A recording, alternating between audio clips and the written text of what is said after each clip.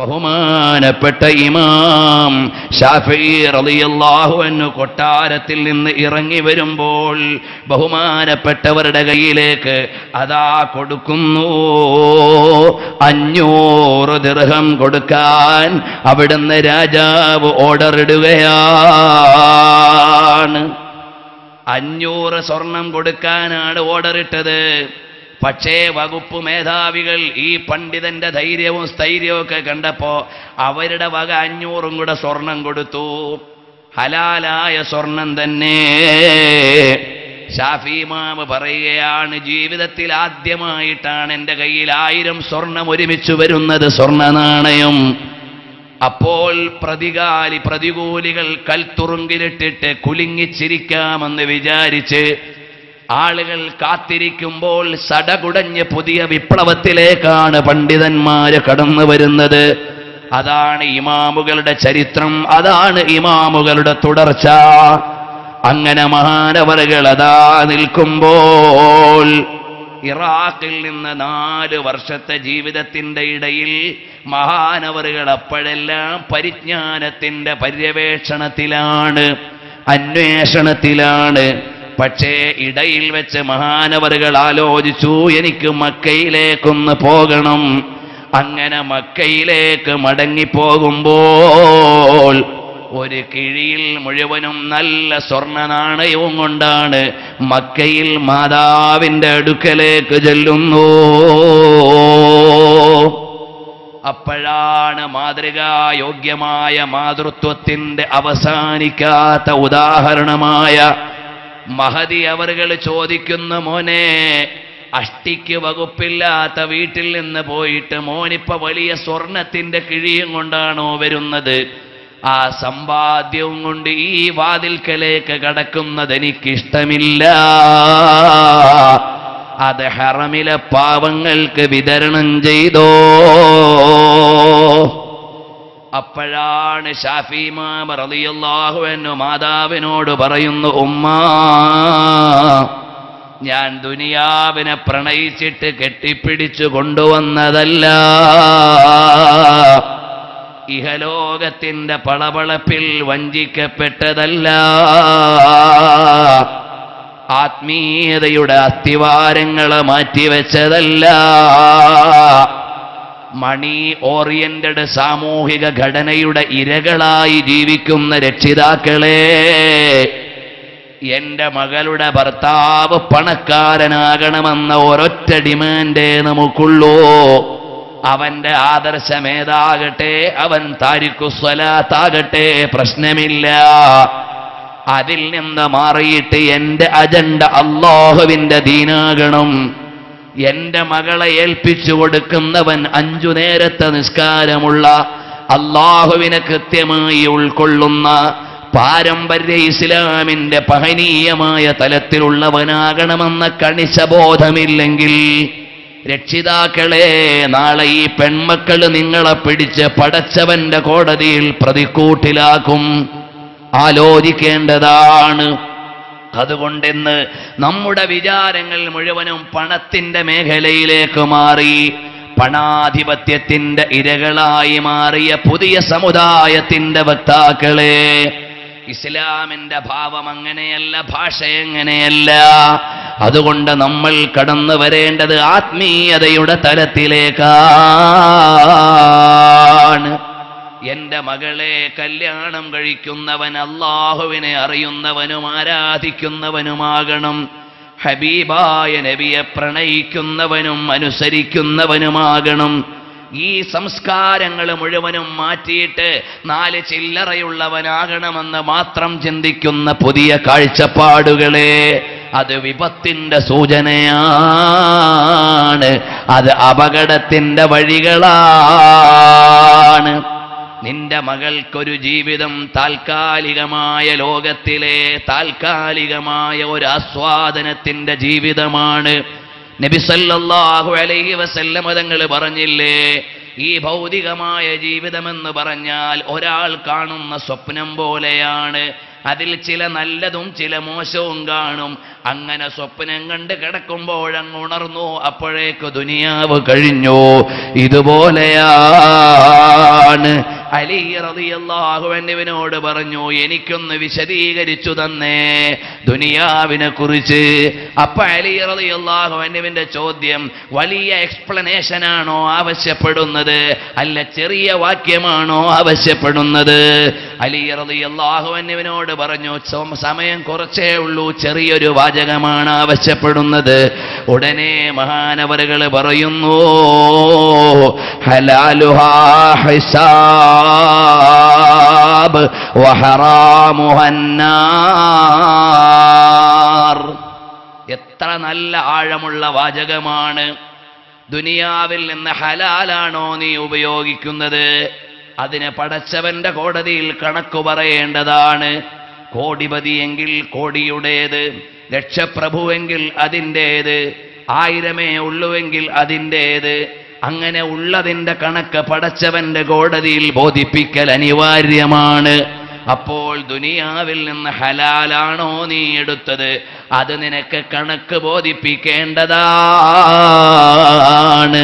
ഹറാമാണോ നീ എടുത്തത്, നിന്നെ നരകത്തിലേക്ക് വലിച്ചുകൂട്ടുന്നതാണ്. അതുകൊണ്ട് എൻ്റെ പ്രിയപ്പെട്ട പുത്രിയെ കൂട്ടുകാരിയായി സ്വീകരിക്കുന്ന പുതിയ മാപ്പിള അല്ലാഹുവിൻ്റെ ഹബീബിനെ അറിയുന്നതും ആദർശത്തിൻ്റെ കാവലാളുമായി മാറണമെന്ന കണിശമായ നിർബന്ധം രക്ഷിതാക്കൾക്ക് വരണം. അതല്ലേ അധികാരത്തിൻ്റെ മുഴുവൻ അധികാരത്തിൻ്റെ സാകല്യങ്ങളെല്ലാം കൈകാര്യം ചെയ്തിരുന്ന ഭരണാധികാരികളുടെ അരമനയിലേക്ക് മക്കള് ചോദിച്ചപ്പോ മസ്ജിദുൻ നബവിയിൽ ദർസ് നടത്തുന്ന പണ്ഡിത കേസരികൾ പറഞ്ഞു, കൊട്ടാരത്തിലേക്ക് വിടാൻ എനിക്ക് മകളില്ല, എന്റെ മോള സ്വർഗത്തിലേക്ക് വിടാനുള്ള മോള. അതുകൊണ്ട് രക്ഷിതാവേ, നിങ്ങളുടെ മകളെ കെട്ടിച്ചു വിട്ടിട്ട് പിന്നീട് അവൾ മരിച്ചിട്ട് അവൾക്ക് അവസാനം സ്വർഗപ്രവേശമാണോ വേണ്ടത്, അതല്ല താൽക്കാലികമായ ഭൂമി ലോകത്തെ സ്വർഗം മാത്രമാണോ വേണ്ടത്? ആലോചിക്കേണ്ടതും തീരുമാനിക്കേണ്ടതും നിങ്ങളാണ്. സമവാക്യങ്ങൾ മാറ്റി എഴുതേണ്ടത് നമ്മളാണ്. ചരിത്രത്തിൽ നിന്ന് പാഠം ഉൾക്കൊള്ളേണ്ടവരാണ് നമ്മൾ. വിശദീകരിക്കുന്നില്ല. അങ്ങനെ അതാ ബഹുമാനപ്പെട്ട ഇമാമുന ശാഫഈ തങ്ങള് പണക്കിഴിയും കൊണ്ട് മക്കത്തേക്ക് വരുമ്പോ മാതാവ് പറയുന്നു, മോനിവിടുന്ന് മെല്ലെ ഇറങ്ങിക്കോ, കൊണ്ടുവന്ന മുഴുവൻ സമ്പത്തും അല്ലാഹുവിന്റെ മാർഗത്തിൽ ചെലവഴിച്ചോ, എന്നിട്ട് കയ്യും കാലിയായി ഒരു വിജ്ഞാനിയായി അകത്തേക്ക് കടക്കൂ മോനെ. മുഹമ്മദ് ബിൻ ഇദ്രീസ് ശാഫഈ എന്ന ഇമാം അവർക്ക് യാതൊരു പരിഭവവുമില്ല. മുഴുവനും ഹറമിന്റെയും പരിസരത്തുമുള്ള പാവങ്ങൾക്ക് വിതരണം ചെയ്തിട്ട് മാതാവിന്റെ പ്രീതി അനുസരിച്ച് വീട്ടിലേക്ക് വരുന്നു. വഅയ്യനഹു മുദർരിസൻ, മഹാനവറുകളെ മക്കത്തെ പള്ളിയിൽ മുദർരിസായി വെക്കുകയാണ്. അങ്ങനെ നോക്കുമ്പോഴോ ലോകത്തുനിന്ന് വരുന്ന മുഴുവൻ ആളുകളും നോക്കുമ്പോ മസ്ജിദുൽ ഹറാമിൽ വലിയ ദർസ് നടക്കുന്നുണ്ട്. ചെറിയ ചെറിയ ദർസുകൾ വേറെയുമുണ്ട്. ഇന്നും മക്കത്തെ പള്ളിയിൽ ചെന്നാൽ ഒരുപാട് ദർസുകൾ കാണാം. മത്താഫിൽ നടക്കുന്ന സമീപകാലത്ത് ഒരു മുഹമ്മദുൽ മക്കിയുടെ ദർസ് ഉണ്ടായിരുന്നു. ഒരുപാട് ആളുകൾ കൂടാറുണ്ട്. മവാസിമുൽ ഹജ്ജിലും അല്ലാതെയും ഹജ്ജിന്റെ സീസണിലും അല്ലാതെയും വലിയ വലിയ ദർസ് നടക്കാറുണ്ട്. അപ്പൊ ചിലതിലൊക്കെ കുറഞ്ഞ ആളുകളെ കാണൂ. അത് പണ്ഡിതന്മാരുടെ യോഗ്യതയും വിശദീകരണ പാഠവും അനുസരിച്ചാണ് അവിടുത്തെ ആളുകളുടെ എണ്ണം. അങ്ങനെ ശാഫി ഇമാം തങ്ങളുടെ ദർസോ പള്ളി നിറയുന്ന വലിയ ദർസാണ്. അബ്ദുല്ലാഹിൽ ഫര്യാബി എന്ന് പറയുന്ന ലോകപ്രസിദ്ധനായ പണ്ഡിതൻ പറയാണ്, ഞാനിങ്ങനെ മസ്ജിദുൽ ഹറാമിലൂടെ നടക്കുമ്പോൾ വലിയൊരു ദർസ് കാണുന്നു. ഒരു ചെറുപ്പക്കാരനാണ് അതിന് നേതൃത്വം കൊടുക്കുന്നത്. വന്നിരുന്നിട്ട് പറയാണ്, നിങ്ങൾക്ക് ഇഷ്ടമുള്ളത് ചോദിച്ചോ, ഞാൻ അല്ലാഹുവിന്റെ കിതാബിൽ നിന്ന് റസൂലുള്ളാഹിന്റെ ഹദീസിൽ നിന്ന് സ്വഹാബികളുടെ വചനത്തിൽ നിന്ന് മറുപടി പറയാം. മദ്ഹബിനെ സ്വതന്ത്ര ചിന്തയാണെന്ന് ആരോപിച്ച് അവഗണിക്കുന്ന ആരോപകന്മാരെ ഇമാം അബൂ ഹനീഫ റളിയല്ലാഹു അൻഹു അടക്കമുള്ള മുജ്തഹിദുകൾ ഐൻസ്റ്റൈനെ പോലെ സ്വന്തം ഗവേഷണം നടത്തിയ ആളുകളല്ല. അല്ലാഹുവിന്റെ കിതാബിൽ ഇല്ലാത്തതൊന്നും അവര് പറയാൻ മുതിർന്നിട്ടില്ല. പ്രമാണങ്ങളില്ലാത്തതൊന്നും അവരുടെ വകയായി പറഞ്ഞിട്ടില്ല. അവർ പ്രമാണങ്ങളെ അടിസ്ഥാനപ്പെടുത്തിയല്ലാതെ ഒരു വാക്കും പറഞ്ഞില്ല. ശാഫി ഇമാം തങ്ങൾ പറഞ്ഞില്ലേ നിങ്ങൾ കൈകെട്ടേണ്ടത് എവിടെയാണെന്ന്. അപ്പോഴതാ ഒരുത്തൻ ഇതാ 1000 കൊല്ലം കഴിഞ്ഞൊരു ഹദീസിന്റെ ചീന്തും എടുത്തുകൊണ്ട് വരുന്നു. അവിടല്ല കൈകെട്ടേണ്ടത് വേറെവിടെയോ ആണെന്ന്. മോനെ നീ ആരെയാണ് വെല്ലുവിളിക്കുന്നത്? 40 ലക്ഷത്തിലേറെ ഹദീസുകളെ മനനം ചെയ്ത് ഖനനം നടത്തി നിർദ്ധാരണം നടത്തിയ പണ്ഡിത കേസരിയെയാണോ നീ ചോദ്യം ചെയ്യുന്നത്? ആ ശാഫി ഇമാം പഠിപ്പിച്ചു തന്ന ഹദീസിനെയാണോ നീ എവിടുന്ന് കുറ്റം പറയുന്നത്, പരാമർശത്തെ? അപ്പൊ ശാഫി ഇമാമിന് നെഞ്ചത്തിന്റെ താഴെ കൈകെട്ടിയിട്ട് എന്തെങ്കിലും നേട്ടം കിട്ടാൻ പുതിയ മതമുണ്ടാക്കിയതാണോ? ബേശക്ക് അല്ല. മറിച്ചോ പ്രമാണം വെച്ചുകൊണ്ട് ലഭ്യമായതിൽ ഏറ്റവും സ്വീകാര്യമായതിനെ അടയാളപ്പെടുത്തിയതാണ്. നിദാനമില്ലാതെ ഒന്നും പറഞ്ഞിട്ടില്ല. അപ്പൊ വായിൽ ഇബ്നു ഹുജറിന്റെ ഹദീസ് അതിന്റെ പ്രമാണമായി നമ്മൾ ഉദ്ധരിക്കാറുണ്ട്. അതും അതിന്റെ ആശയവും സ്വീകാര്യയോഗ്യമായി കിട്ടിയതുകൊണ്ടാണ് ശാഫി ഇമാം പറഞ്ഞത്. അല്ലാതെ റസൂലുള്ള പറഞ്ഞത് നെഞ്ചത്ത് കെട്ടാനാണ്, എന്റെ വക കുറച്ച് താഴോട്ട് ഇറങ്ങിക്കോട്ടെ എന്ന് വിചാരിച്ച് ശാഫി ഇമാം മാറ്റി പറഞ്ഞിട്ടില്ല. അതുകൊണ്ട് ആശയങ്ങളെയും കർമ്മപദങ്ങളെയും നവീകരിച്ചിട്ട് മുൻഗാമികളെ മുഴുവനും എതിർക്കുന്നവരെ ഒരൽപ്പസമയം ആലോചിക്കുക. നിങ്ങളുടെ വിമർശനത്തിന്റെ ഇരകളാരാണ്? ചെറിയ ആളുകളല്ല. ലോകം സമ്മതിച്ച വൈജ്ഞാനിക പർവങ്ങളും ലോകം സമ്മതിച്ച ദിശണാ കേന്ദ്രങ്ങളുമാണ്. അപ്പോഴതാ ഷാഫി ഇമാമിന്റെ ദർസ് നടക്കുമ്പോ എനിക്കും തോന്നി ഒരു ചോദ്യം അങ്ങ് ചോദിച്ചാലോ എന്ന്. മുഹമ്മദുൽ അബ്ദുല്ലാഹിൽ ഫരിയാബി പറയുകയാണ്, ഞാനും ഒന്ന് ചോദിച്ചാലോ എന്ന് വിചാരിച്ചു. ഇഹ്റാം ചെയ്താൽ കടന്നലിനെ കൊല്ലാൻ പാടുണ്ടോ എന്നൊരു മസ്അല ഞാൻ അങ്ങ് ചോദിച്ചു. ഉടനെ ഷാഫി ഇമാം തുടങ്ങുന്നത് സ്വന്തം ഗവേഷണത്തിലല്ല. മഹാനായ ഷാഫി ഇമാമിന്റെ മറുപടി, വമാ ആതാകുമുർ റസൂലു ഫഖുദൂഹു വമാ നഹാകും മിൻഹു ഫന്തഹൂ. നബി സല്ലല്ലാഹു അലൈഹി വസല്ലമ തങ്ങൾ കൊണ്ടുവന്നതിനെ സ്വീകരിക്കണം, നബി തങ്ങൾ വിരോധിച്ചതിനെ മാറ്റിവെക്കണം. ആ നബി തങ്ങൾ പറഞ്ഞതാണ്, എനിക്ക് ശേഷമുള്ള ഏറ്റവും വലിയ നീതിമാന്മാർ 2 പേരാണ്. ഒന്ന് സിദ്ദീഖുൽ അക്ബറും ഒന്ന് ഉമർ ബിൻ ഖത്താബുമാണ്. അതേ സമ്മതിച്ചു. ആ ഉമർ ബിൻ ഖത്താബ് തങ്ങൾ പറഞ്ഞു, ഇഹ്റാമിൽ ഒരാൾ കടന്നലിനെ കൊന്നാൽ പ്രശ്നമില്ലെന്ന്, അതുകൊണ്ട് കൊല്ലുന്നത് കൊണ്ട് പ്രശ്നമില്ല. എത്ര മനോഹരമായ മറുപടിയാണ്. ഇനി ഈ മസ്അല വേണമെങ്കിൽ ഒരു പുത്തൻവാദിക്ക് കൊണ്ടുവരാം. ഇഹ്റാമിലുള്ള ആൾ എന്തിനെ കൊന്നാലും കുഴപ്പമാണെന്ന പൊതുവായ നിയമം പറയുന്ന ഹദീസ് ഉണ്ടാകാം. അതുകൊണ്ട് വന്നിട്ട് ഷാഫി ഇമാം പറഞ്ഞത് ഹദീസിനെതിരാണെന്ന് വാദിക്കാൻ ചിലപ്പം പുതിയ വാദികൾ വന്നേക്കാം. മോനെ,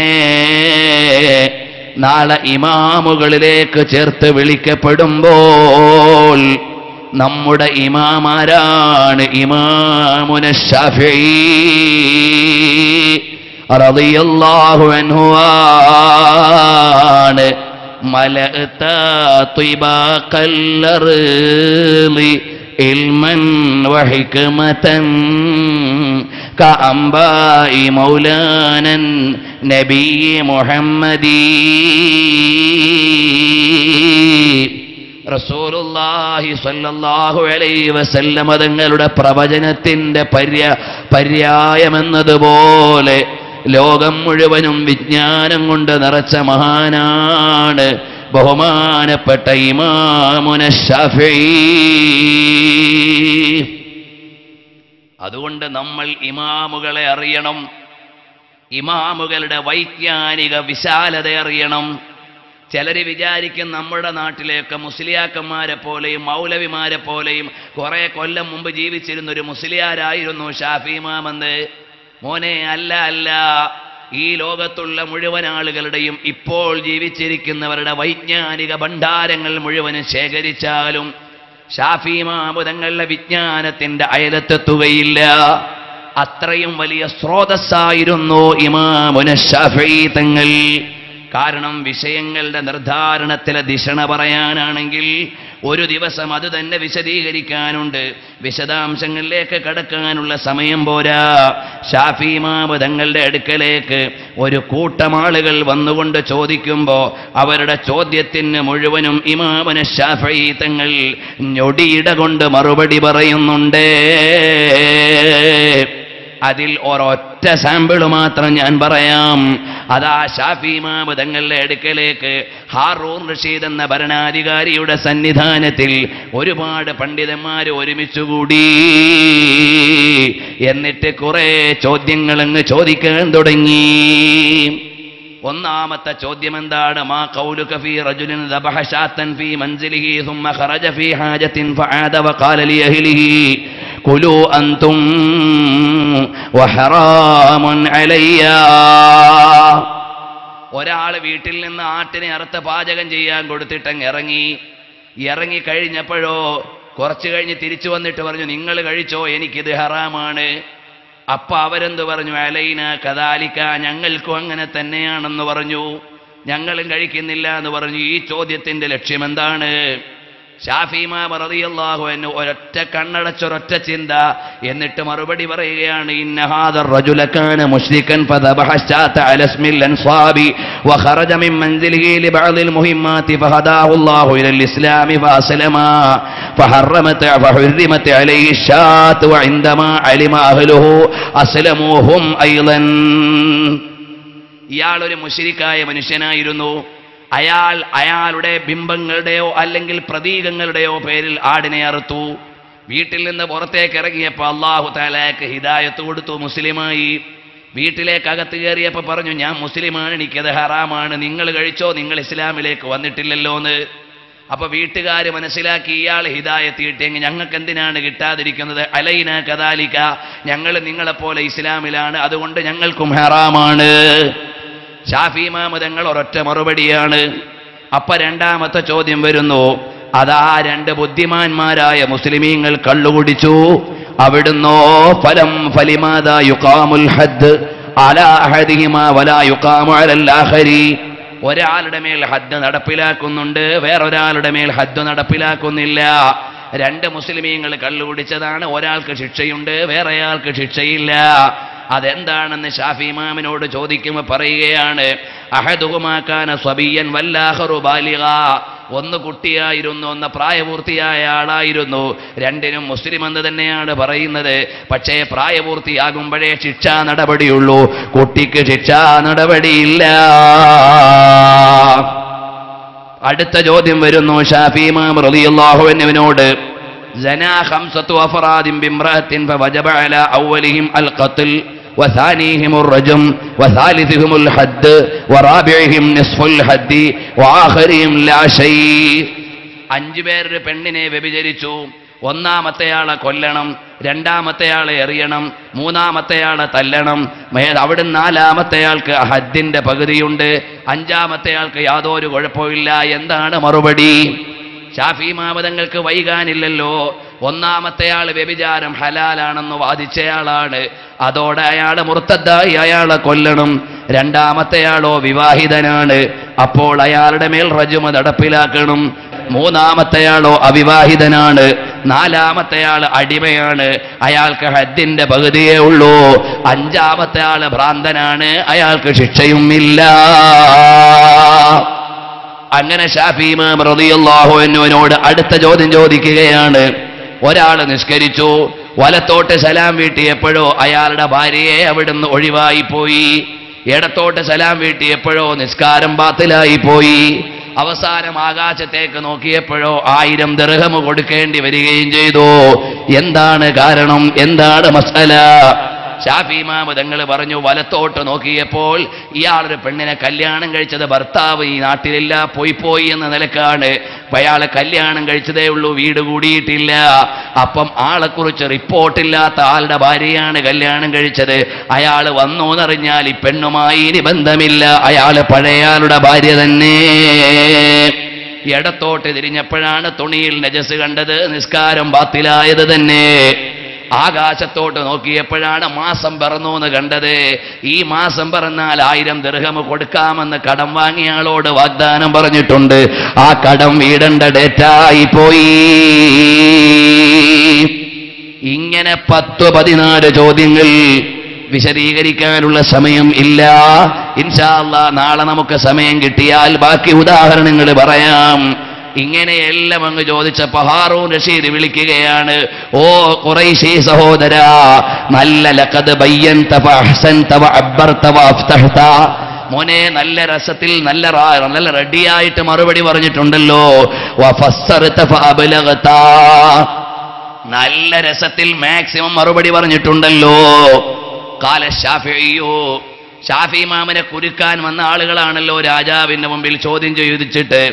അപ്പൊ രാജാവിനോട് പറയാണ്, അതാലല്ലാഹു ഉംറ അമീറുൽ മുഅ്മിനീൻ, ഇന്നി സായിലുൻ ഹൗലായി മസ്അലതൻ ഫഇൻ അജാബു അലൈഹാ ഫൽഹംദുലില്ലാഹ് വഇല്ലാ ഫർജു അമീറുൽ മുഅ്മിനീൻ യകുഫ അന്നി ശർറഹും. അപ്പൊ പറയാണ്, ഇവരിപ്പോ എന്നോട് കുറെ ചോദ്യം ചോദിച്ചല്ലോ, ഞാൻ എല്ലാത്തിനും മറുപടി പറഞ്ഞല്ലോ, ഇവരോടെല്ലാവരോടും കൂടെ ഞാൻ ഒരു ചോദ്യം ചോദിച്ചോട്ടെ, മറുപടി പറഞ്ഞാൽ അൽഹംദുലില്ലാഹ്, മറുപടി പറഞ്ഞില്ലെങ്കിൽ എന്നെ ശല്യപ്പെടുത്തുന്ന നിർത്താൻ അവരോടൊന്ന് പറയണം. അമീറുൽ മുഅ്മിനീൻ, ഒരു ചോദ്യം ചോദിക്കട്ടെ. എന്നാ ചോദിക്കാൻ രാജാവ് പറഞ്ഞു, മാത്ത റജുലുൻ വതറക 600 ദിർഹമിൻ, ഒരു മനുഷ്യൻ മരിച്ചുപോയി, 600 ദിർഹമാണ് അയാളുടെ അനന്തര സ്വത്ത്. എന്നാൽ ഫലം തനൽ ഉഖ്തഹു മിൻ ഹാദിഹി തരികതി ഇല്ലാ ദിർഹമൻ വാഹിദ, ഈ 600 ദിർഹമിന്റെ മുതലാളിയായ ആള് മരിച്ചിട്ട് സഹോദരിക്ക് 1 ദിർഹമേ കിട്ടിയിട്ടുള്ളൂ. അതെങ്ങനെയാണ് മസ്അല വരിക? സഹോദരിക്ക് 1 ദിർഹമേ കിട്ടാനുള്ളൂ. അവിടെ ഇയാളുടെ അനന്തര സ്വത്തിൽ നിന്ന് മരിക്കുമ്പോ ഇദ്ദേഹത്തിന് 600 ദിർഹമിന്റെ ഉടമസ്ഥനാണ്. ആ മസ്അല ഒന്ന് പറഞ്ഞു തരാമോ? ശാഫി ഇമാമിന്റെ മുമ്പിൽ ഫനലറൽ ഉലമാ, ഉലമാക്കൾ നോക്കി, ബഅ്ദുഹും ഇലാ ബഅ്ദിൻ തവീലൻ, അങ്ങോട്ടും ഇങ്ങോട്ടും കുറെ നേരം നോക്കി. ഇതിനെന്താ ആൻസർ പറയാ, ഇതിനെന്താണ് ഉത്തരം പറയുക?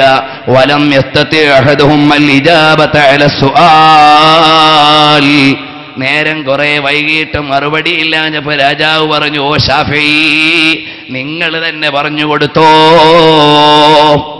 ശാഫി ഇമാമിന്റെ മറുപടിയാണ്, മാത്തഹാദർ റജുലു അൻ ഇബ്നതൈനി വ ഉമ്മിൻ വ സൗജത്തിൻ വ 12 അഖൻ വ ഉഖ്തിൻ വാഹിദ, മരിച്ച ആൾക്കോ അവിടുന്ന് അദ്ദേഹത്തിന് 2 പെൺമക്കളുണ്ട്, ഒരു ഉമ്മയുണ്ട്, ഭാര്യയുണ്ട്, 12 സഹോദരങ്ങളുണ്ട്, ഒരു സഹോദരിയുമുണ്ട്. ഫാഖദത്തിൽ ബിന്ദാനി സുലുസൈനി വഹുമാ 400, അവിടുന്ന് 2 സഹോദരിമാർക്ക് 2 പെൺമക്കൾക്കുള്ളതോ 400 ദിർഹമാണ്. വാഖദത്തിൽ ഉമ്മു സുദുസ, ഉമ്മാക്ക് 6-1 ഖുർആനിൽ അല്ലാഹ് പറഞ്ഞില്ലേ, വലി ഉമ്മിഹി സുദുസൂന്ന്, അത് 600-ൽ നിന്ന് 6-1 എന്ന് പറഞ്ഞാൽ 100 ദിർഹമാണ്. വാഖദത്തിൽ സൗജത്തു സുമുന, ഭാര്യയ്ക്കാണെങ്കിൽ 8-1, അപ്പൊ 75 ദിർഹം ഭാര്യയും എടുത്തു. വാഖദൽ 12 അഖൻ, അവിടുന്ന് 12 സഹോദരങ്ങളും കൂടെ 24 ദിർഹം എടുത്തു. ഫബഖിയ ദിർഹമുൻ വാഹിദുൻ, പിന്നെ 1 ദിർഹമേ ബാക്കിയുള്ളൂ. ലിൽ ഉഖ്തി, അത് സഹോദരിക്കുള്ള അനന്തരാവകാശമാണ്. അപ്പോഴേക്ക് റഷീദ് വഖാൽ, രാജാവ് സന്തോഷിച്ചിട്ട് പറയാണ്, മോനെ ഇങ്ങനെയാണ് വേണ്ടത്. അപ്പൊ ശാഫി ഇമാം റളിയല്ലാഹു അൻഹു ലോകത്തുള്ള വൈജ്ഞാനിക സാരഥ്യങ്ങളെ മുഴുവനും ദിഷണ കൊണ്ട് പരാജയപ്പെടുത്തിയ മഹാനാണ്. അങ്ങനെ ലോകം മുഴുവനും വൈജ്ഞാനിക സാരഥ്യം വഹിച്ച ബഹുമാനപ്പെട്ട ഇമാം അശ്ശാഫിഈ റളിയല്ലാഹു അൻഹുവിനോട് ഏതു വിധത്തിലുള്ള ചോദ്യം വന്നാലും അവിടെ മറുപടിയുണ്ട്. അങ്ങനെ അതാ ഒരിക്കലിരിക്കുമ്പോൾ നല്ല രസാവഹമായ മറുപടികളുണ്ട്. നാളെ സമയം കിട്ടിയാൽ പറയാം. 4 ദിവസവും ഷാഫി ഇമാമായി പോകുമോ എന്ന് ഞാൻ ഭയക്കുന്നുണ്ട്. എന്നാലും 4ാമത്തെ ദിവസം അഹ്മദ് ബിൻ ഹംബൽ ശൈബാനിയെ അല്പമെങ്കിലും പറയണമെന്ന് ഉദ്ദേശിക്കുകയാണ്. അല്ലാഹു മഹാന്മാരുടെ ബറക്കത്ത് കൊണ്ട് നമുക്ക് ഇൽമു വർദ്ധിപ്പിച്ചു തരട്ടെ. ബഹുമാനപ്പെട്ട ഷാഫി ഇമാം റളിയല്ലാഹു അൻഹുവിനോട് ഒരിക്കൽ ചോദിക്കുകയാണ്, മഅ്മൂൻ രാജാവ് ചോദിക്കുകയാണ്, വെറുതെ ഇരിക്കുമ്പോൾ യാ മുഹമ്മദ് ലിഅയ്യി ഇല്ലത്തിൻ ഖലഖല്ലാഹു ദുബാബ, അല്ലാഹു തആല ഈച്ചയെ എന്തിനാണ് പടച്ചത്? ഷാഫി ഇമാം റളിയല്ലാഹു അൻഹു ഒന്നാലോചിച്ചു. എന്നിട്ട് ഉടനെ പറഞ്ഞു, നിന്നെ പോലെയുള്ളവരെ നിന്ദ്യന്മാരാക്കാനാണ് അല്ലാഹു തആല ഈച്ചയെ പടച്ചത്. അപ്പൊ രാജാവിനോട് നോക്കുമ്പോഴോ അവിടുന്ന് ചോദിച്ചു, നിങ്ങളെപ്പോലെയുള്ളവരെ നിന്ദ്യന്മാരാക്കാനാണ് അല്ലാഹു സുബ്ഹാനഹു വ തആല മദല്ലത്തൽ ലിൽ മുലൂകി യാ അമീറൽ മുഅ്മിനീൻ, ഓ അമീറുൽ മുഅ്മിനീനെ വിളിച്ചിട്ട് പറയാണ്, നിങ്ങളെപ്പോലെയുള്ള ഭരണാധികാരികളെ താഴ്ത്തി കെട്ടാനാണ് അല്ലാഹു തആല ഈച്ചയെ പടച്ചത്. ഫളഹിക്കൽ മഅ്മൂനു, മഅ്മൂൻ രാജാവ് ഒന്ന് ചിരിച്ചു. യാ മുഹമ്മദ് റഅയ്ത ദുബാബ യസ്ഖുതു അലാ ഖദ്ദി, എന്റെ കവിളത്ത് ഈച്ച ഇരിക്കുന്നത് നിങ്ങൾ കണ്ടിട്ടുണ്ടാകുമല്ലേ, അതുകൊണ്ടല്ലേ മറുപടി പറഞ്ഞത്. അപ്പൊ ഷാഫി ഇമാം പറയുകയാണ്, നഅം യാ അമീറൽ മുഅ്മിനീൻ, ശരി തന്നെയാണ്. വലഖദ് സഅൽതനി വമാ ഇൻദി ജവാബ്, നിങ്ങൾ ചോദിക്കുന്ന സമയത്ത് എനിക്ക് യഥാർത്ഥത്തിൽ എൻ്റെ കയ്യിൽ മറുപടിയില്ല. വഅഖദനി മിൻ ദാലിക റഅദാ, അപ്പൊ എനിക്കൊരു ചെറിയ ഞെട്ടലുണ്ടായി, പടച്ചവനെ ഇതിനെന്താ മറുപടി പറയാണെന്ന്. അങ്ങനെ ഞാനിങ്ങനെ മറുപടി എന്ത് പറയണമെന്ന് ആലോചിക്കുമ്പോഴാണ് ഫലമ്മാ റഅയ്തു ദുബാബത ഖദ് സഖതത മിൻക ബിമൗളിഇൻ ലാ യനാലുഹു മൻ മഅഹു 10,000 സൈഫിൻ വ10,000 റുംഹിൻ ഫംഫതഹ ലീ ഫീഹൽ ജവാബ്. 1000 പട്ടാളക്കാരും 1000 കുന്തം കയ്യിലുണ്ടായാലും രാജാവിന്റെ മുഖത്തൊന്ന് തൊടാൻ പറ്റുമോ? പറ്റില്ലല്ലോ. ആ മുഖത്താണല്ലോ ഈ ഈച്ച വന്നിരിക്കുന്നത്. അപ്പൊ നിന്റെ പട്ടാളത്തിന് മൂല്യമില്ലെന്നും നിന്റെ അധികാരത്തിന് വില കുറവാണെന്നും കാണിച്ചു തരാനല്ലേ പാടത്തും പറമ്പിലും ഇരിക്കുന്ന ഈച്ച വന്ന ഭരണാധികാരിയുടെ മോന്തയിലിരിക്കുന്നു. അത് കണ്ടപ്പോ എനിക്ക് മനസ്സിലായി, നിങ്ങളെപ്പോലെയുള്ള കൊമ്പന്മാരെ നിന്ദ്യരാണെന്ന് കാണിച്ചു തരാനാണ് അല്ലാഹു തആല ഈച്ചയെ പടച്ചത് എന്ന് മഅ്മൂൻ രാജാവിന്റെ കൊട്ടാരത്തിൽ വെച്ച് മറുപടി പറയുന്നു. ഇങ്ങനെ മഹാന്മാരുടെ ബുദ്ധി എത്ര വിശാലമാണ്. അതുകൊണ്ട് ഇമാം അവറുകളതാ പരിശുദ്ധമായ മക്കയിൽ ഇരുന്നിട്ട് ലോക വൈജ്ഞാനിക ചർച്ചയിൽ മുഴുവനും ഇടപെടുമ്പോൾ ഇനിയും മഹാനവറുകൾ പോകാനുണ്ട്. എവിടേക്കാണ്? ഇറാഖിലേക്ക് പോകാനുണ്ട്.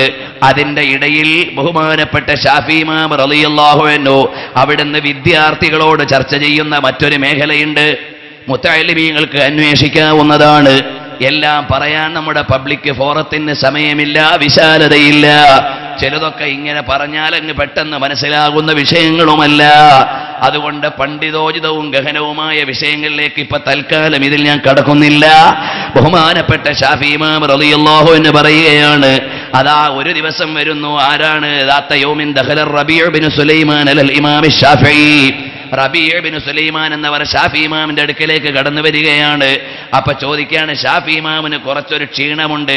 അപ്പൊ ഷാഫി ഇമാം റളിയല്ലാഹു അൻഹുവിനോട് ചോദിക്കുകയാണ്, കൈഫ അസ്ബഹത, എങ്ങനെയുണ്ട് ഉസ്താദേന്ന്. അപ്പൊ പറഞ്ഞു, അസ്ബഹതു ലഈഫ, ഞാൻ കുറച്ച് ക്ഷീണത്തിലാണ്. ഖാല റബീഉ, റബീഉ എന്ന ശിഷ്യൻ പറയുകയാണ്, ഖവ്വല്ലാഹു ലഅഫക, നിങ്ങളുടെ ക്ഷീണം അല്ലാഹു ശക്തിപ്പെടുത്തി തരട്ടെ എന്നാണ് അതിന്റെ നേരെ അർത്ഥം. അപ്പൊ ബഹുമാനപ്പെട്ട ഷാഫി ഇമാം റളിയല്ലാഹു അൻഹു ചിരിച്ചു, യാ റബീഉ അജാബല്ലാഹു ഖൽബക വലാ അജാബ ലഫളക, നിന്റെ മനസ്സ് അല്ലാഹു തആല സ്വീകരിക്കട്ടെ, വാക്കല്ല സ്വീകരിക്കാതിരിക്കട്ടെ.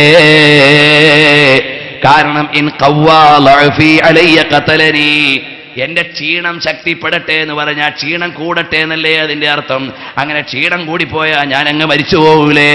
ഖവ്വാകല്ലാഹു അലാ ലഅഫിക, നിങ്ങളുടെ ക്ഷീണത്തിന്മേൽ അല്ലാഹു ആരോഗ്യം തരട്ടെ എന്നാണ് മോനെ പറയേണ്ടത്. അതുകൊണ്ട് പ്രയോഗം ശരിയായില്ല. അപ്പൊ റബി എന്നവര് പറയാണ്, മാ അറത്തു ഇല്ലാ ഖൈറാ, ഉസ്താദേ ഞാൻ നല്ലത് മാത്രമേ ഉദ്ദേശിച്ചിട്ടുള്ളൂ, അറിഞ്ഞുകൊണ്ട് പറഞ്ഞതല്ല. അപ്പൊ ഷാഫി ഇമാമിന് ശിഷ്യനോടുള്ള ബന്ധം കണ്ടോ? അജൽ മോനെ ശരിയാണ്. വല്ലാഹി യാ ബുനയ്യ ലൗ തസ്തിമനി അസ്റാഹൻ ലഅലിംതു അന്നക ലം തുരിദ്. നീ എവിടുന്ന് പരസ്യമായി എന്നെ ചീത്ത വിളിച്ചാലും നീ ആ ചീത്ത ഉദ്ദേശിച്ചിട്ടില്ലെന്നേ ഞാൻ മനസ്സിലാക്കുകയുള്ളൂ. നമ്മൾ തമ്മിൽ അങ്ങനെ ഖൽബ് കൊണ്ട് ബന്ധമുള്ളവരാണ് റബീ. അതുകൊണ്ട് വിഷമിക്കേണ്ടതില്ല. ആധുനാധുനികതയുടെ പടപടപ്പിൽ നിന്ന് ഗവേഷണത്തിന്റെ ക്യാപിറ്റൽ അവകാശപ്പെടുന്ന പുതിയ ഗവേഷണത്തിന്റെ വാദികളെ, നിങ്ങൾക്ക് ഇമാമീങ്ങളുടെ രോമം തൊടാനുള്ള യോഗ്യത പോലുമില്ല. കാരണം ഇമാമുകൾ ഈ ലോകത്തുള്ള വൈജ്ഞാനിക പർവ്വങ്ങളെ മുഴുവനും കൈപ്പിടിയിൽ ഒതുക്കിയിട്ട് ലോകത്തിന് സംഭാവന ചെയ്ത മഹാന്മാരാണ്. ഒരായത്തിന്റെ തണലിൽ നിന്നുകൊണ്ട് 1000 മസ്അലകളെ കണ്ടെടുത്ത മഹാന്മാരാണ് ഇമാമുകൾ. അതെല്ലാം മാറ്റിവെച്ചിട്ട് ഇന്ന് ലോകത്തൊരു വലിയ വൈരുദ്ധ്യം നടക്കുന്നുണ്ട്. എന്താണെന്നറിയുമോ? ഏതെങ്കിലും ഒരു സാധാരണക്കാരൻ ഒരു ഖുർആൻ പരിഭാഷ വായിക്കും. ആ പരിഭാഷയാണ് ഖുർആൻ എന്ന് മനസ്സിലാക്കും. അതിലില്ലാത്തതെല്ലാം ഖുർആനിന് എതിരാണെന്നോ അവരങ്ങ് കൽപ്പിക്കും. എന്നിട്ട് പറയും ഖുർആനിലില്ലല്ലോ മുസ്ലിയാരേന്ന്. മോനെ നിനക്ക് ഖുർആൻ അറിയുമോ? എനിക്ക് ഖുർആനും അറബിയൊന്നും അറിയില്ല, ഞാൻ ട്രാൻസ്ലേറ്റർ വായിച്ചിട്ടുണ്ട്. അപ്പോൾ നീ വായിച്ചത് പടച്ചവന്റെ കലാമല്ല, ഏതോ ഒരുത്തന്റെ മലയാളത്തിലുള്ളതോ ഇംഗ്ലീഷിലുള്ളതോ ആയ വാചകമാണ്. അതിൽ ദുനിയാവിലുള്ളതെല്ലാം ഉണ്ടാകണമെന്ന വാദം ശരിയല്ല. ഈ ഒരു ചിന്തയാണ് ഇന്ന് ഈ സമൂഹത്തെ മുഴുവനും നശിപ്പിച്ചത്. നിങ്ങൾക്ക് അല്ലാഹ് തന്ന ബുദ്ധിയില്ലേ? ഒന്ന് ആലോചിച്ചു നോക്കൂ. ഖുർആനിന്റെ പ്രയോഗം അറിയാൻ ആ ട്രാൻസ്ലേഷനുകളിൽ വകുപ്പില്ല. ഏതോ 2 പേരോ ഒരാളോ എഴുതിയ ഖുർആൻ പരിഭാഷ ഉണ്ടാകും.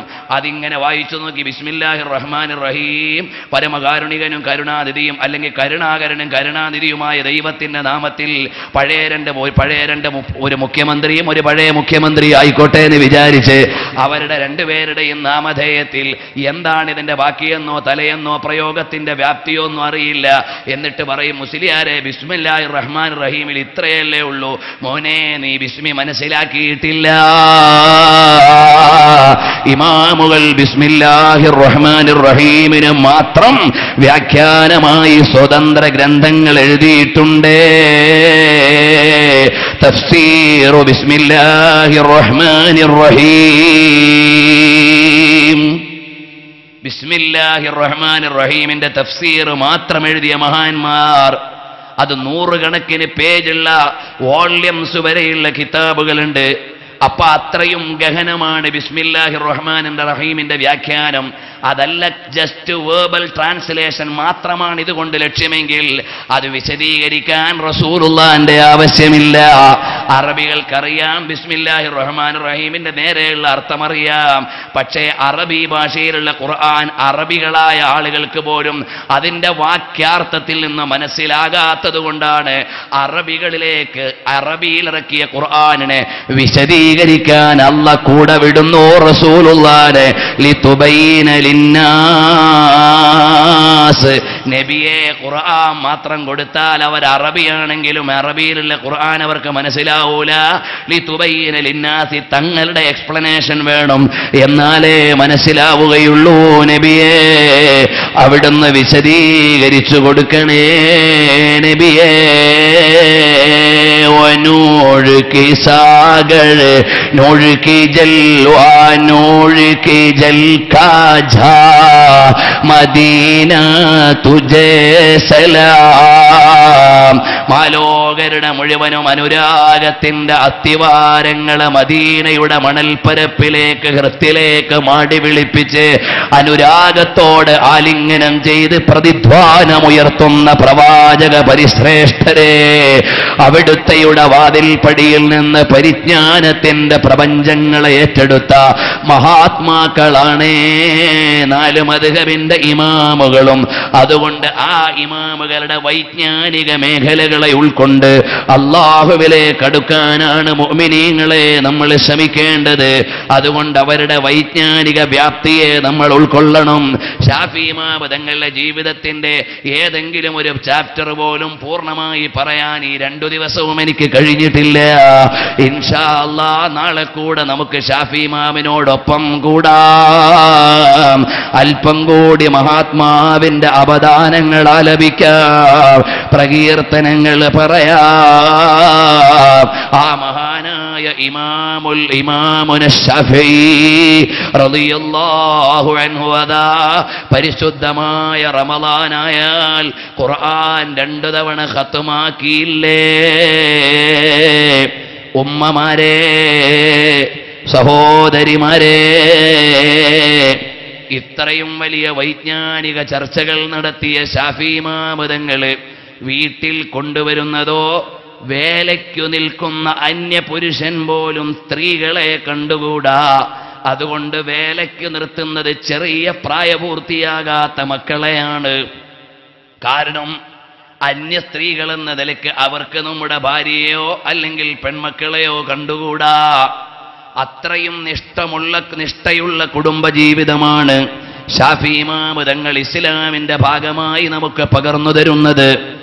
ആ ശാഫി ഇമാം റളിയല്ലാഹു അൻഹു പറയുകയാണ്, മാ റഅയ്തു അഹദൻ, ഞാൻ റസൂലുള്ളാഹിന്റെ കുടുംബക്കാരനാണ്. 40 ലക്ഷത്തിലേറെ ഹദീസ് കണ്ടയാളാണ്. മക്കയിലെ വൈജ്ഞാനിക പ്രഭവികളിൽ നിന്ന് പഠിച്ചയാളാണ്. മദീനയിലെ മാലിക് ഇമാമിന്റെ ശിഷ്യനാണ്. അതുപോലെ മുഹമ്മദ് ബിൻ ഹസൻ ശൈബാനിയുടെ ശിഷ്യനാണ്. അതുപോലെ ആ കാലഘട്ടത്തിലെ വൈജ്ഞാനിക സ്രോതസ്സുകളുടെ മുഴുവനും കൂട്ടുകാരനാണ്. എന്നിട്ട് ഞാൻ കണ്ടിട്ടില്ല റസൂലുള്ളാഹിന്റെ ഏതെങ്കിലും ഒരു ഭാര്യയോ ഏതെങ്കിലും ഒരു പുത്രിയോ ജുമുഅക്കോ ജമാഅത്തിനോ പള്ളിയിലേക്ക് പോയതായി ഞാൻ കണ്ടിട്ടേ ഇല്ല. അബൂ ഹനീഫ ഇമാം തങ്ങളുടെ ഭാര്യ പോയിട്ടില്ല, ഷാഫി ഇമാമിന്റെ ഭാര്യ പോയിട്ടില്ല, അഹ്മദ് ബിൻ ഹംബൽ തങ്ങളുടെ ഭാര്യ പോയിട്ടില്ല, മാലിക് ഇമാമിന്റെ മകളോ ഭാര്യയോ പോയിട്ടില്ല.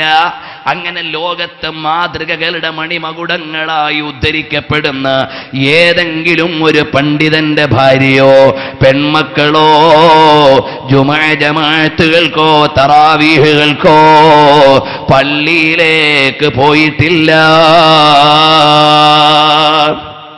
കാരണം എന്താണ്? ഖുർആനിന്റെ ഭാഷ എത്ര മനോഹരമാണ്, ഹദീസിന്റെ ഭാഷ എത്ര മനോഹരമാണ്. റസൂലുള്ള പറയുന്ന 2 പ്രയോഗങ്ങൾ പറഞ്ഞ് ഞാൻ നിർത്തിക്കോളാം. ലാ സ്വലാത്ത ലിജാരിൽ മസ്ജിദി ഇല്ലാ ഫിൽ മസ്ജിദി, പള്ളിയുടെ അയൽവാസിയായ പുരുഷന് പള്ളിയിലല്ലാതെ നിസ്കാരമില്ല. അപ്പോൾ പള്ളിയുടെ അയൽവാസിയായ പുരുഷൻ പള്ളിയിൽ തന്നെ നിസ്കരിച്ചു കൊള്ളണം.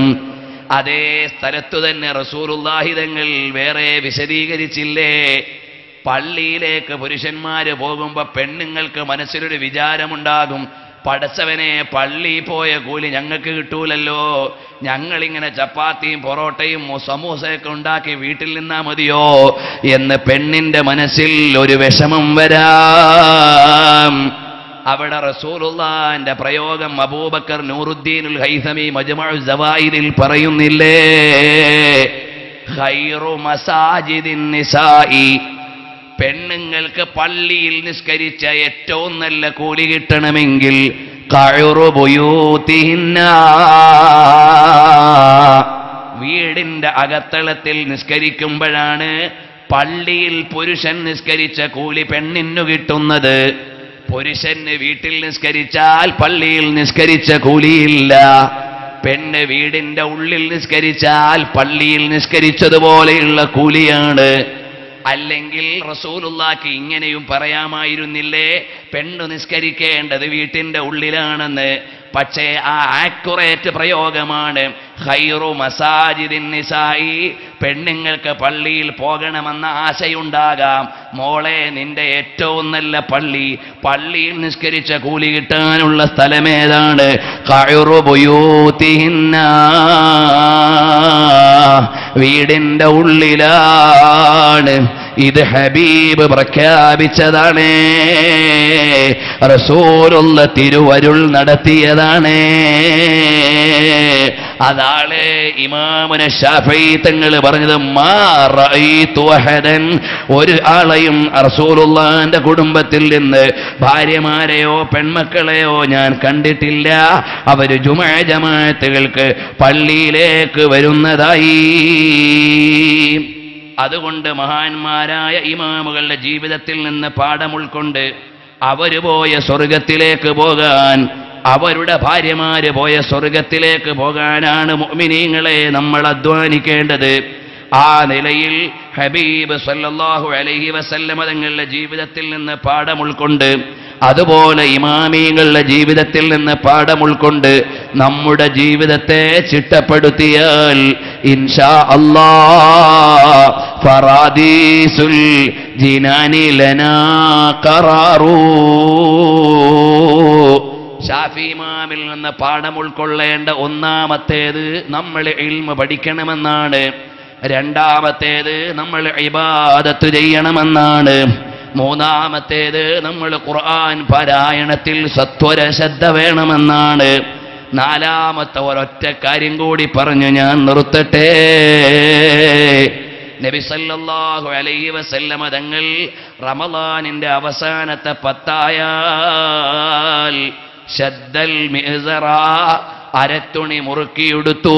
വൈഖളഹു ലഹു, വീട്ടുകാരെ മുഴുവനും ഉണർത്തി. ലിസ്വലാത്തി തഹജ്ജുദി, തഹജ്ജുദ് നിസ്കരിക്കാൻ വേണ്ടി പറയാൻ. എന്നിട്ട് അവിടുന്ന് നബി സല്ലല്ലാഹു അലൈഹി വസല്ലമ തങ്ങൾ പള്ളിയിൽ ഇഅ്തികാഫിരിക്കുന്നു. നബി സല്ലല്ലാഹു അലൈഹി വസല്ലമ തങ്ങൾ എല്ലാ നിലയിലും അവിടുന്ന് ഉണർന്നെഴുന്നേറ്റ് പ്രവർത്തിക്കുന്ന പത്താണ്. ധർമ്മങ്ങളും ദാനങ്ങളും എല്ലാം ചെയ്യുന്ന പത്താണ്. അതുകൊണ്ട് ഈ റമളാനിന്റെ പുണ്യ ദിനരാത്രങ്ങളിൽ നിങ്ങളും ദാനധർമ്മങ്ങൾ ചെയ്താൽ അല്ലാഹു തആല ബറക്കത്ത് ചെയ്യുമെന്നാണ് ശാഫഈ ഇമാമിന്റെ റമളാനിലെ പ്രത്യേകമായ പാഠം. അല്ലാഹു തആല സൽക്കർമ്മങ്ങൾ അധികരിപ്പിക്കാൻ തൗഫീഖ് തരട്ടെ. മുഅ്മിനീങ്ങൾ എല്ലാം എഴുന്നേറ്റ് ഒരു 5 മിനിറ്റ് നിൽക്കാമല്ലോ ഇൻഷാ അല്ലാഹ്. നമുക്കൊരൊറ്റ കാര്യം കൂടി പറഞ്ഞ് സ്വലാത്തു ചൊല്ലി പിരിയാമല്ലോ. ശാഫി ഇമാമിന്റെ വിശാലമായ ജീവചരിത്രത്തെ എനിക്ക് പറഞ്ഞു തീർക്കാൻ കഴിയില്ല, ഇമാമുകൾ എഴുതി തീർത്തിട്ടില്ല. അതുകൊണ്ട് അതിൻ്റെ ശകലങ്ങൾ മാത്രമാണ് ഇവിടെ പറയുന്നത്. അത് കേൾക്കാനും അറിയാനും ഉൾക്കൊള്ളാനും മാതൃകകളായി ജീവിതത്തിൽ ഏറ്റെടുക്കാനും അല്ലാഹു തൗഫീഖ് തരട്ടെ. അതാ ശാഫി ഇമാം റളിയല്ലാഹു അൻഹു വീട്ടിലേക്ക് വരികയാണ് പെരുന്നാളായി. അവിടുന്ന് വമലഅത് ഫറഹുൽ അർജാ, പെരുന്നാളിന്റെ സന്തോഷം എല്ലായിടത്തും നിറഞ്ഞു നിൽക്കുകയാണ്. വലൈസ ഇൻദ ശാഫഈ ദീനാറുൻ വലാ ദിർഹം, മഹാനവറുകളുടെ കയ്യിൽ യാതൊരു ക്യാഷുമില്ല ചെലവഴിക്കാൻ. കാരണം അവരുടെ ഊർജം ഇൽമിന് വേണ്ടി മാറ്റിവെച്ചതാണ്. കച്ചവടത്തിന് പോകേണ്ട നേരത്തെ ഇൽമ പഠിച്ചവരാണ്. അതുപോലെ കമ്പോളത്തിൽ പോകേണ്ട നേരത്തെ കിതാബോദിയവരാണ്. അപ്പൊ കമ്പോളത്തിൽ പോയ ആൾക്ക് കിട്ടിയത് ഏതായാലും കിതാബോദിയാക്ക് ആ സമയത്ത് കിട്ടൂലല്ലോ. അപ്പോൾ ഉമറാക്കൾ മനസ്സിലാക്കേണ്ട ഒരു പാഠമുണ്ട്. ഉലമാക്കൾ നിങ്ങളെപ്പോലെ ബിസിനസ് നടത്തേണ്ട സമയത്ത് ഇൽമ പഠിച്ചവരാണ്. അവരും നിങ്ങളെപ്പോലെ ബിസിനസ് നടത്തിയെങ്കിൽ കയ്യിൽ ക്യാഷ് ഉണ്ടാകുമായിരുന്നു, പക്ഷേ നാട്ടിൽ ഇൽമുണ്ടാകുമായിരുന്നില്ല. അതുകൊണ്ട് ദീനീ സംരംഭങ്ങളെ മുഴുവനും സഹായിക്കണം. ഞാൻ ഇന്ന് തിരൂരിൽ വെച്ചുകൊണ്ടും ഒരു വിഷയം അവതരിപ്പിക്കുന്നതിൻ്റെ ഇടയിൽ പറഞ്ഞു, നമ്മുടെ ആലിമീങ്ങൾ രാഷ്ട്രീയത്തിലായിരുന്നെങ്കിൽ അവർ പ്രധാനമന്ത്രിയാകേണ്ട സമയം കഴിഞ്ഞു. ആ ഊർജമാണ് അവർ ദീനിനു വേണ്ടി ചെലവഴിച്ചത്. ആ സംഘാടന ശേഷിയാണ് പ്രസ്ഥാനത്തിന് വേണ്ടി അവർ വിനിയോഗിച്ചത്. ആ ചിന്തയും ബുദ്ധിയും ശേഷിയും ക്ഷേമുഷിയുമാണ് അള്ളാന്റെ ദീനിനു വേണ്ടി അവർ വഖഫ് ചെയ്തത്. അല്ലെങ്കിൽ അവർക്കും വേണമെങ്കിൽ പൊളിറ്റിക്സിൽ കയറാമായിരുന്നു. ഇന്നത്തെ പല മന്ത്രിമാരുടെയും മേലെ പ്രൈം മിനിസ്റ്റർ ആകാമായിരുന്നു.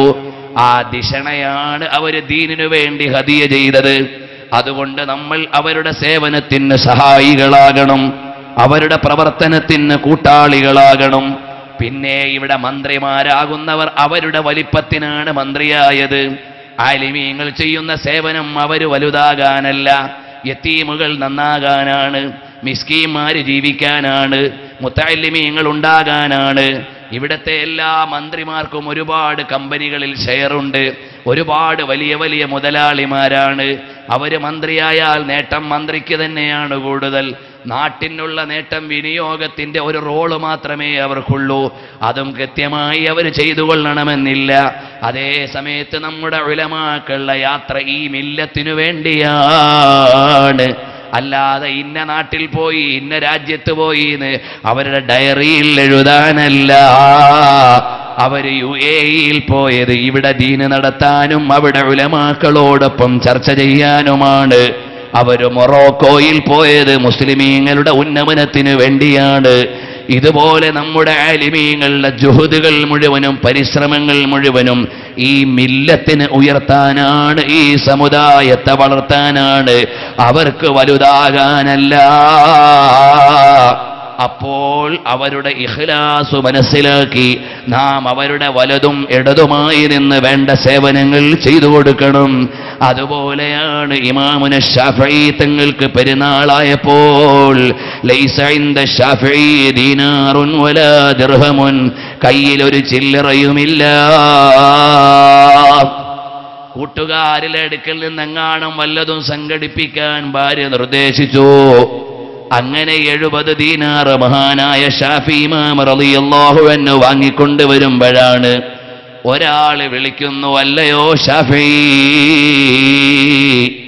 റജുലുൻ മിൻ ഖുറൈശിൻ യഷ്തകീ ഇലൈഹിൽ ഹാജ, എനിക്കൊരാവശ്യമുണ്ട്, നിറവേറ്റി തരണമെന്ന് ഷാഫി ഇമാമിനോട് പറഞ്ഞു. ഫഖാല ലഹു ശാഫിയ്യോ, ഷാഫി ഇമാം പറഞ്ഞു, നിനക്ക് എത്ര വേണ്ടെന്ന് വെച്ചാൽ എടുത്തോ. ഉടനെ ആഗതൻ പറയുകയാണ്, ഇപ്പൊ നിങ്ങളുടെ കയ്യിലുള്ളത് മുഴുവൻ ഇങ്ങ് തന്നാലും എനിക്ക് തികയൂല എന്ന് പറഞ്ഞപ്പോൾ നീ മുഴുവനും എടുത്തോ. ഷാഫി ഇമാം തങ്ങൾ അത് മുഴുവനും കൊടുത്തു.